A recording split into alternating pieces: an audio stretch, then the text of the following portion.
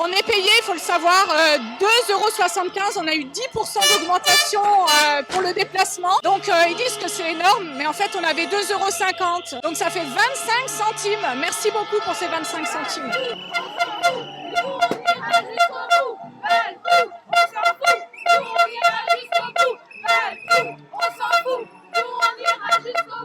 On était payé 18,40 € la toilette et si on repassait 3 fois par jour, on avait 3 fois 18,40 €. Et maintenant, quand on passe 3 fois par jour chez les gens pour les laver ou leur faire des soins, des personnes grabataires par exemple, on n'a plus que 2,75 € à chaque passage. Et maintenant, les jeunes vont partir à l'étranger, en Suisse, au Luxembourg, et il n'y aura pas de relève. Parce qu'ils sont pas fous comme nous à travailler comme ça pour rien.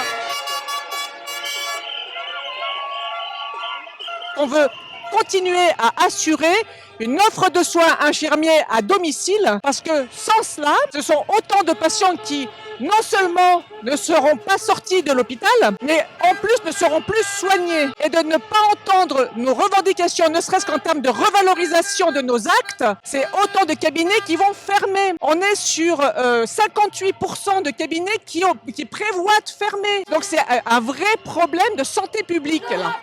Valtou, on est là et on ne bougera pas. Valtou, on est là et on ne bougera pas.